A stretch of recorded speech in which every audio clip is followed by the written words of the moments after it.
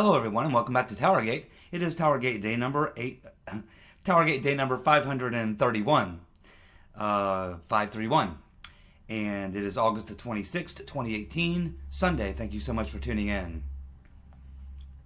Senator Magoo passed away Saturday. He achieved room temperature at about 4:38 p.m. Eastern Standard Time, and I believe in Arizona.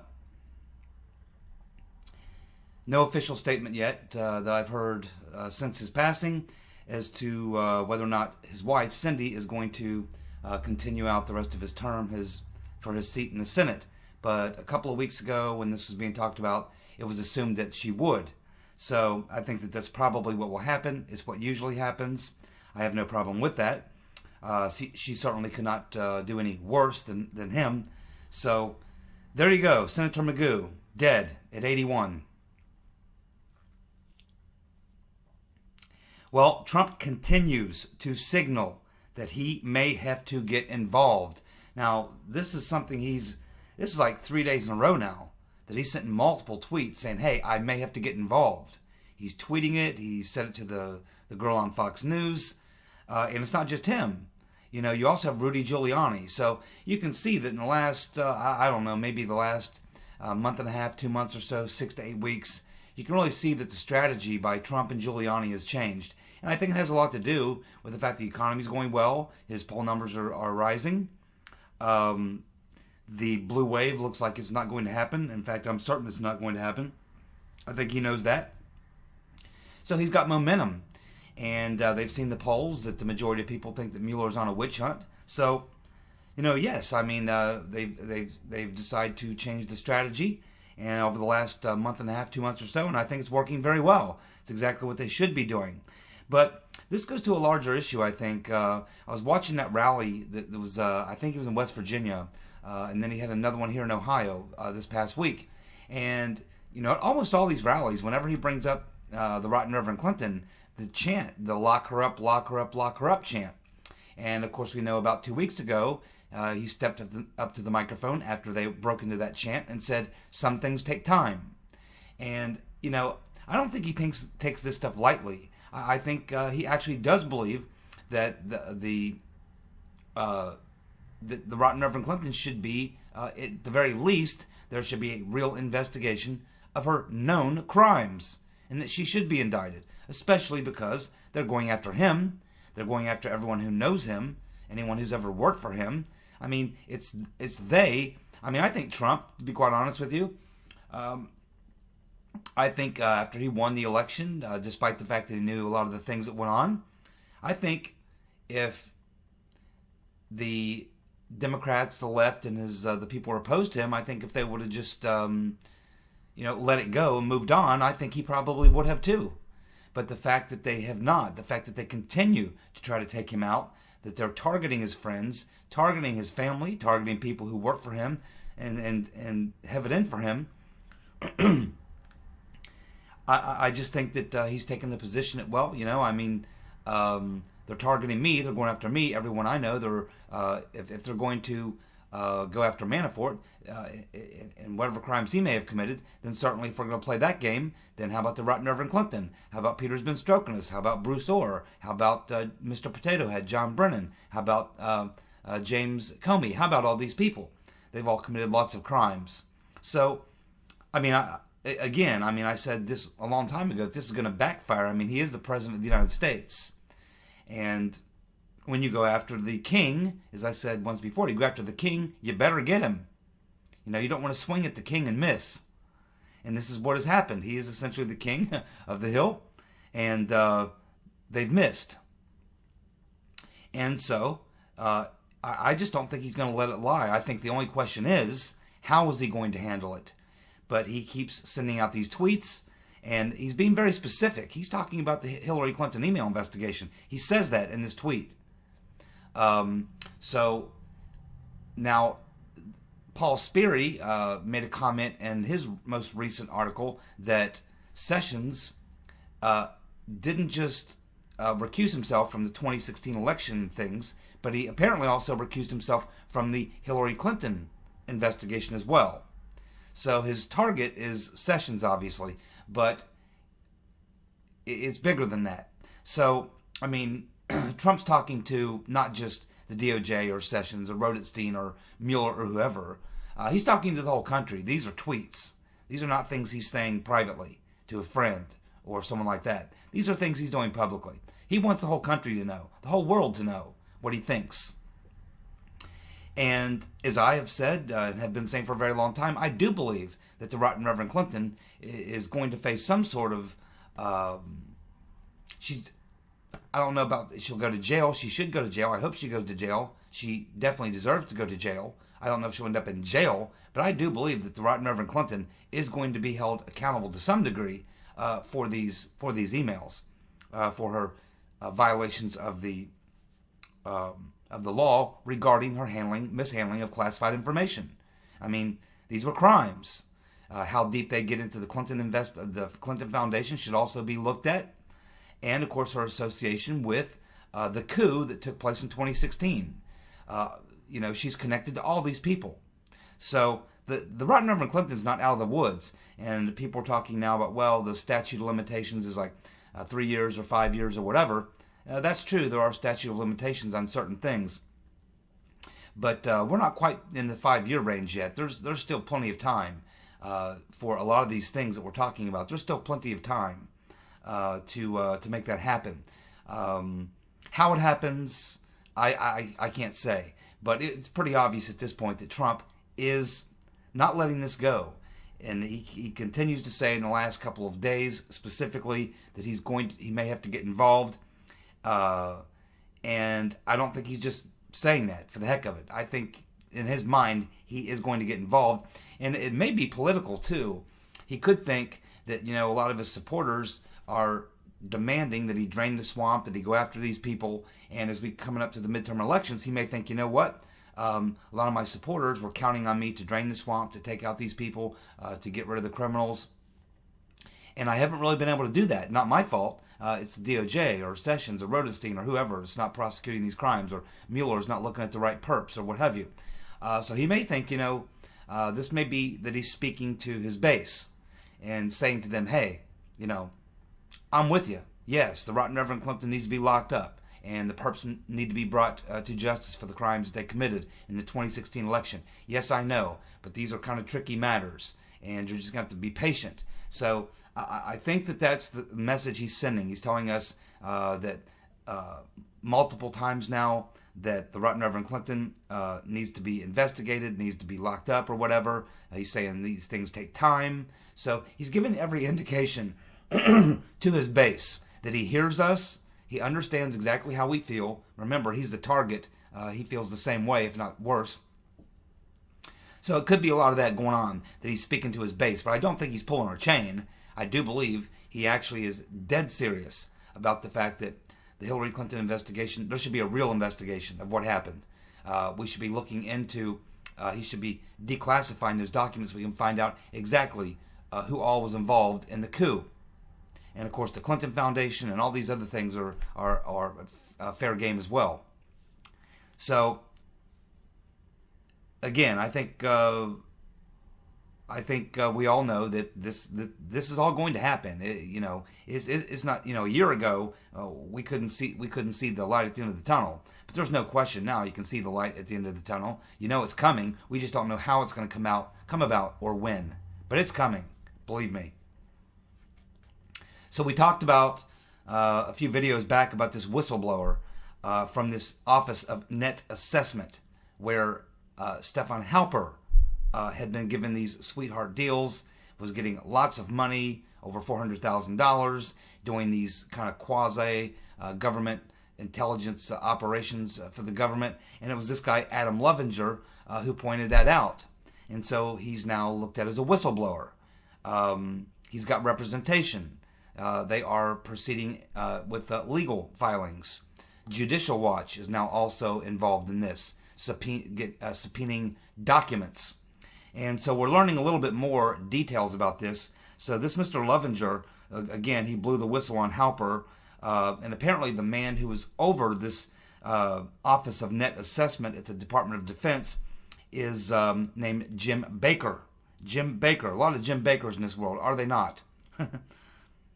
So he's now saying, his attorney, I guess, is saying now that that Levenger was targeted.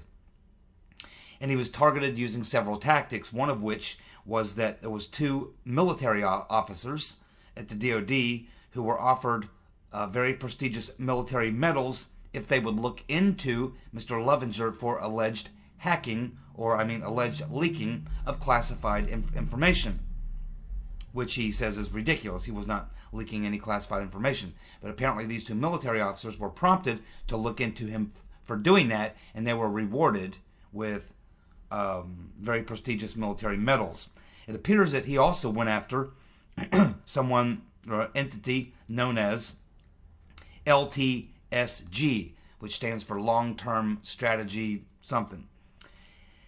It's a company who received $11.2 million from the Office of Net Assessment in military contracts. And it appears that the principals are very close friends of the Clintons. Specifically, one of these individuals, who's a principal of that company, is very close with Chelsea Clinton. So this is kind of where that's going. And it appears, as I just mentioned, that Judicial Watch has now filed a FOIA request for 75 pages of documents on behalf of Adam Levenger, or in cooperation with, I guess, his legal team, maybe acting on his own, I don't know. But so this could reveal some things, certainly. And what it could do is it could bring Mr. Halper, could bring Mr. Halper into the game. See, he's able to hide now because he's still looked at as a confidential informant.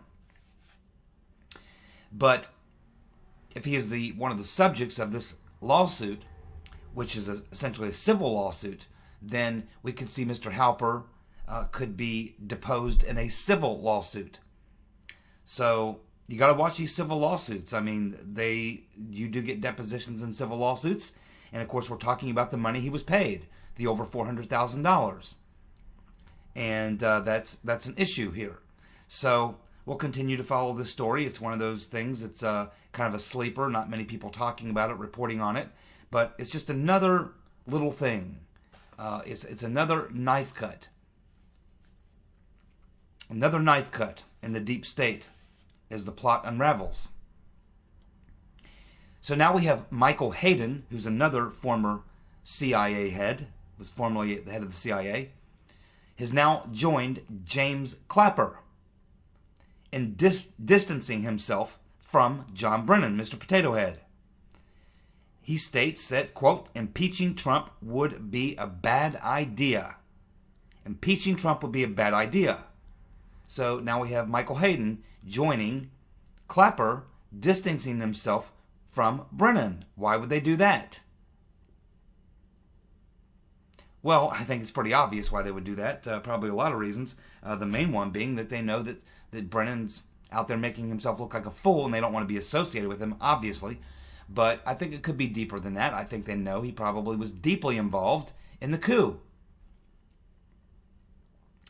So Hayden says that this thing should be decided by the voters with their votes in an election. And that's the correct answer, Mr. Hayden. After months and months and months of being an anti-Trumper and talking a lot like Brennan. But it seems that Mr. Hayden and Clapper are changing their tunes and distancing themselves away from Brennan.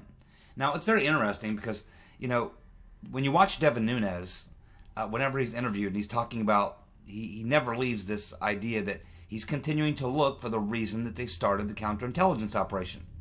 And he continues to say, we have never seen the evidence which we're told came from intelligence sources, which should have been in the Five Eyes intelligence report, which doesn't exist. So Devin Nunes is pretty clever. He doesn't really show his hand very much. He doesn't really comment on things he hasn't proven or doesn't have proof of. But he never really talks about Brennan too much, the CIA, their role, the secret agency task force or six agency task force. He doesn't really talk about any of these things, but you know he knows about them, right? He's got to know about them, right? So but he never says anything. So I think what this tells you is if you looked at his investigation, he was looking at the FISA stuff and he's looking at the State Department, and he continues to work on this narrative of, hey, we got to get to the bottom of what started the investigation. I'm waiting for the FBI or the DOJ to finally give us a straight answer on exactly what it was specifically that led them to start this investigation.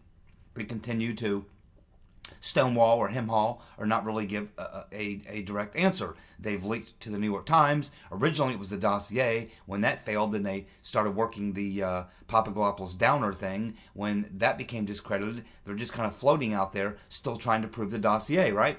So I think that Nunes, knows that this definitely started with the intelligence community. He certainly has to know about the 6-agency task force. There's just too many people that know about it. So I think he's just keeping his cards close to his chest and not saying anything about it. But, you know, a lot of these guys know this. Of course, Hayden and certainly Clapper know that this started with intelligence. They know it started with intelligence. How exactly the details of how it was done. Brennan using intelligence assets to feed it to either Christopher Steele directly or intermediaries to Christopher Steele, or possibly Brennan using assets of his to feed the official intelligence community in the UK, and then have that filter back down to Steele. Because we know that Steele was sharing information with the British government intelligence community. It's very likely that they were sharing information with him, that they were getting from who? The CIA, Brennan. We know that the head of GCHQ came here and met with Brennan in the summer of 2016. Clearly there was information sharing going on. Nunes knows all this. So he's very clever. He's not tipping his hand, and he never comes out and really talks too much about it because he's not quite there yet. He's submitted all these people from the State Department over to Goodlatte and Gowdy's committee. They're being interviewed right now or deposed or what have you. And once all that comes out, then he'll take that evidence and he'll say, okay, now we have, we've grilled these FBI people, these DOJ people, these State Department people, and we still don't have the answer to our question. Where did it all begin? What was it? And that will lead him to the next logical place. So it's like Nunes is checking off the boxes. Okay, the FBI, check. DOJ, check. The State Department, check. Where does that leave you? Leaves you in the intelligence community. Watch very closely. We're going to get there. We're going to get there. Just keep watching. Again, we talked about this article. Joe Mack left the link for it, and I talked about it in yesterday's video regarding this article by Paul Sperry. And there's been quite a few other little articles, mini articles that have shown up in the last day or so since that article, which are taking bits and pieces of that story and focusing on that. And that was true today in the Daily Caller. The Daily Caller, Chuck Ross did a story where he just locked in on this one thing from the Paul Sperry story, where he really dials in on the fact that Peter's been stroking us. And I don't know if I even went this far myself because there was so much information there. I said, go read it yourself. There's so much there. I can't cover it all in a video. But Chuck Ross really dialed in on this point here, where he talks about Peter's been stroking us was the one who personally handpicked the 3,000 emails that were to be examined on the Wiener laptop. Peter's been stroking us, handpicked the 3,000 emails that were to be examined on the Wiener laptop. So the only question at this point is, did Comey know?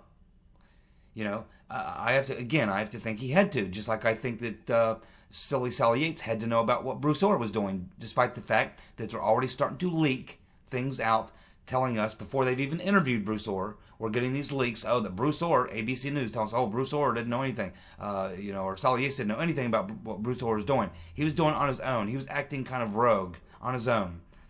And so we see the same thing here, where we have Comey, and they'll be deposing him again as well. I don't know if he'll answer the questions or not. He doesn't have to. He's a civilian now. But he'll certainly be asked these questions about whether or not he knew about Peter's been stroking us, specifically looking at this. Because Comey was smart enough not to get his hands dirty. That laptop went to Andrew McCabe. And McCabe didn't go to Comey, as far as we know, or if he did, there's no record of it, or we don't have a record of it at this point. It went to Peter Strokenis and the two lawyers, Tash Gauhar and Sally Moyer.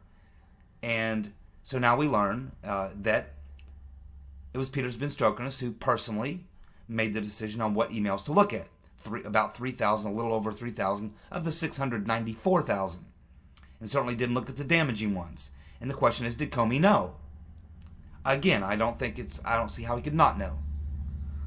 He certainly was told. We know that he was briefed by David Laufman and Baker, and he was told, Comey was told, hey, we got this laptop. We've had it for like 3.5 weeks. McCabe's got it. And then he gave it to Peter Strokenis.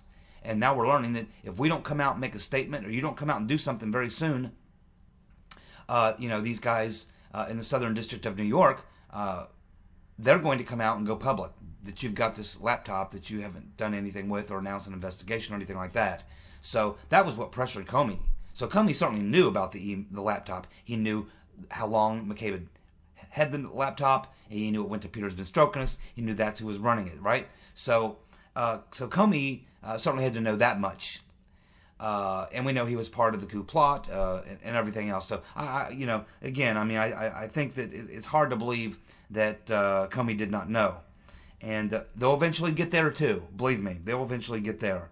And at some point, Comey is going to have to answer these questions. Or he can just sit there and plead the fifth and not answer the questions, in which case he'd probably be found guilty because he wouldn't defend himself. No one can defend Comey here but him. No one can say what Comey was thinking or what Comey knew. No one can really say that on his behalf but him. So he's in a kind of a difficult position if he finds himself in front of a grand jury, which I believe he will, when the whole coup unravels. And it's getting there, slowly but surely. After the election, it's going to pick up steam, especially if the Republicans win, and I believe they will, based on the evidence that we see and where we are right now, and the direction we're moving in as we get closer and closer to November the 5th, or whenever election day is, first week in November, first Tuesday in November. So, yeah, I mean, they're eventually going to get there with Comey, and Peter's been stroking us. I mean, that's obstruction, and Comey went out. So the question is, Comey goes out and he says that they went through, because of their technical wizardry, they were able to go through all these emails. But we now know they did not. We now know they only went through 3,000. Question is, did Comey know that they only went through 3,000, or did Peter's been struggling to go to Comey and say, "Oh, hey, good news, Jim. We figured out a way to look at all 700,000 emails. All good." Because that's what Comey's going to have to say to save his butt, essentially. But he provided the warrant, I assume, for them to look at the laptop, and we know he provided a warrant that was very limited. These characters are all going down, man. They've got a lot of explaining to do. These things are hard to explain. Okay? They're hard to explain. Jury is not going to buy this stuff. The jury is not going to buy that Sally Yates didn't know what Bruce Ohr was doing. It's hard to believe. They're not going to buy that Comey did not know. What we're learning here is that Peter's been stroking us, hand-selected 3,000 emails, knowing they would not incriminate Hillary, letting the other 690 some odd thousand not be looked at. These are incriminating facts. So, as I was just saying, I think that things are looking good. There's no blue wave coming. As long as things continue on the current trend we're looking at now, the idea that the Democrats are going to have a blue wave or take back the House is ridiculous. At this point, if things continue on this trend, I would say that the very best the Democrats will do in the House is maybe net 5+ seats, but they could come up on the other end of that deal and come out losing 5 seats. It's very likely. It's very likely. It's going to be somewhere at this point, it looks like to me, somewhere between that +5 or -5.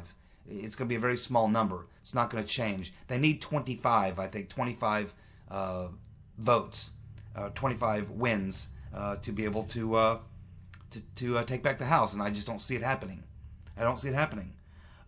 We have the gross domestic product as at 4%, 4.6%. The economy grew at 4.6%. That's very, very good. We're approaching 5 probably when the fourth quarter comes in. It'll probably be closer to 5.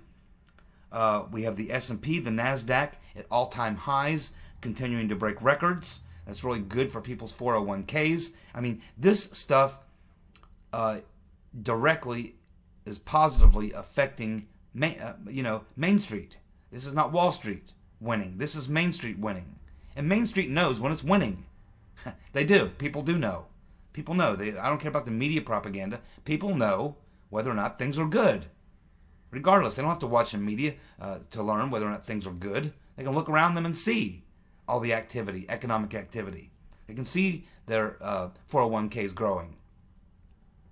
And this is why the economy is 90% of the reason, other than a war or something like that, 90% of the time, if you got a good economy, you get reelected. And your party does well in the elections. That's just the bottom line. So we continue on this path. Things look very good. We should be very happy and optimistic. Well, we have this idiot, Eric Swalwell. Many of you know who I'm talking about. You've seen him he's all over liberal TV. He's usually on MSNBC or CNN. But he goes on Fox too, where Tucker Carlson usually makes him look like an idiot. Now, Swalwell is continuing to push the debunked theory that Michael Cohen was meeting, that Michael Cohen was in a meeting where Trump Jr. and Trump Sr. talked about the Trump Tower meeting. Now, he said this on MSNBC.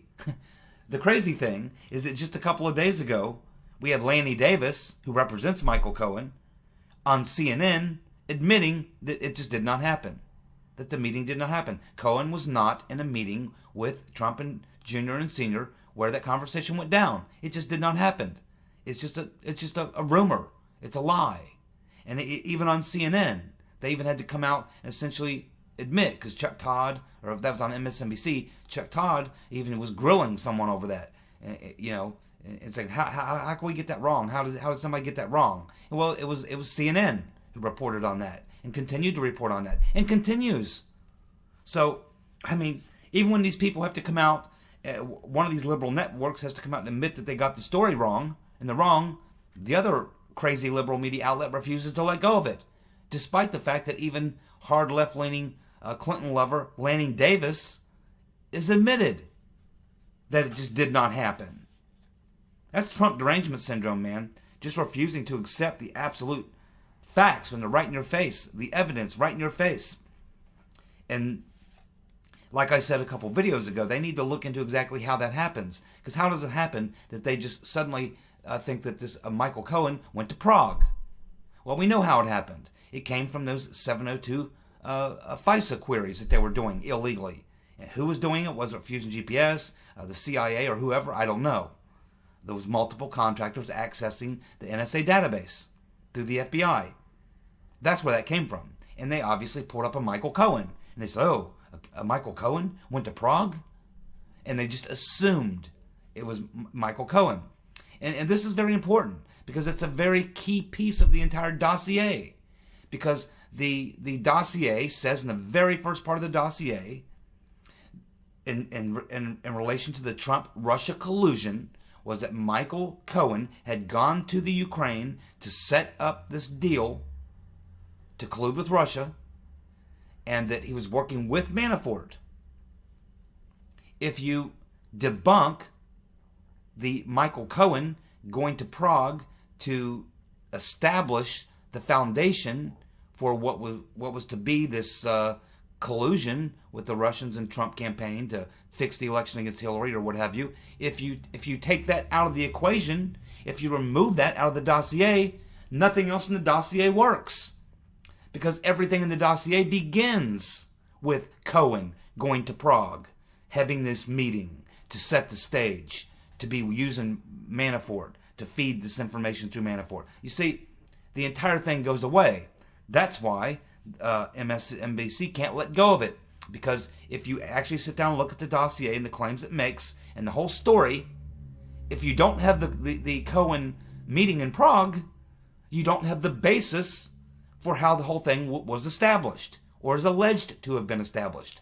It doesn't work.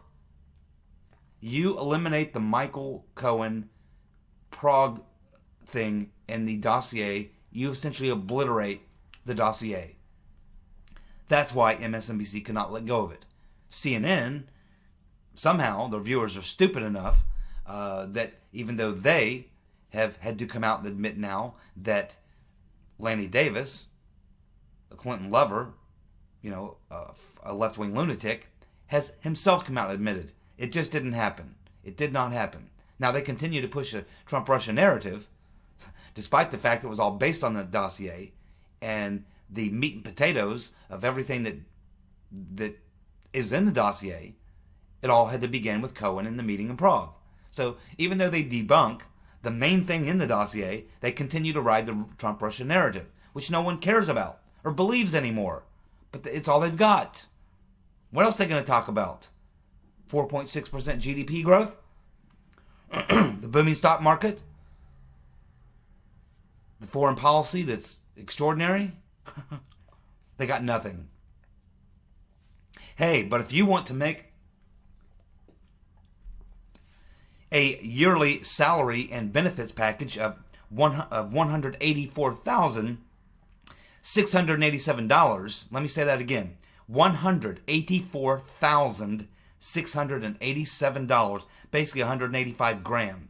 If you want to make 185 grand in salary and benefits, you might want to head out to San Francisco, where you can apply for a job as a poop scooper. Not just any type of poop scooper, a human poop scooper. You can be one of those people out there scooping human poop, spraying with hoses, spraying down the street, spraying away all the needles from the parks where people use heroin or whatever they shoot up with, use needles for. Yes, those jobs are available right now. That is the salary and benefits package for a human poop scooper in San Francisco. The taxpayers in that town are absolutely nuts. If something like this were proposed in a city where I live, there would be a hanging. They'd be off with their heads. I mean, literally, any politician in the county I live in would be crucified if they tried to offer 185 grand to go out and scoop up human poop. I mean, this is insanity. Now, there's other things involved, too. They actually are going to use some porta potties, okay? So they wised up on that, but they're still going to try to teach these people hygiene. What are you going to do, walk up these crazy people on the street? Just insane people, and try to give them classes on, personal hygiene. They don't give a shit about personal hygiene, obviously. This is crazy. Of course, we have the left-wing media still freaking out because, and all these left-wingers out in Hollywood freaking out because Trump paid off, a couple of women. Hell, he's probably paid off hundreds. He's probably got 15 illegitimate children. I don't know. I don't care. That's not why I voted for him. I could care. He's a billionaire. He likes women. God bless him. None of my business at this point. He didn't do it in the White House. He didn't do it with an intern. And he has not lied about it. But yet the left-wingers have no problem with the fact that back when Bill Clinton, they were apologizing for Bill Clinton. He had to write Paula Jones an $850,000 check. Then he looked into the camera and lied about this long affair he had with Jennifer Flowers and many other women, and the alleged rape by Juanita Broderick, and then all the stuff that the rotten Reverend Clinton did to go after this women to silence them. The left-wing media gave Bill Clinton a complete pass. Monica Lewinsky, no problem. It's a personal issue between Clinton and Hillary. That's what they said back then, but now they think it's an impeachable offense because Trump paid off some women. Well, they're also saying, well, we can't confirm Kavanaugh because Trump's under investigation for this or that or the other thing. Well, guess what? Again, when Bill Clinton was president, he had two Supreme Court picks who, the whole time while he was under investigation, he was getting Supreme Court confirmations while he was under investigation. Unbelievable. Trump candidates, Republicans are 8 for 11 in special elections. There ain't no blue wave coming. 8 for 11. Ain't no blue wave coming. Thanks so much. I'll see you guys tomorrow. Bye.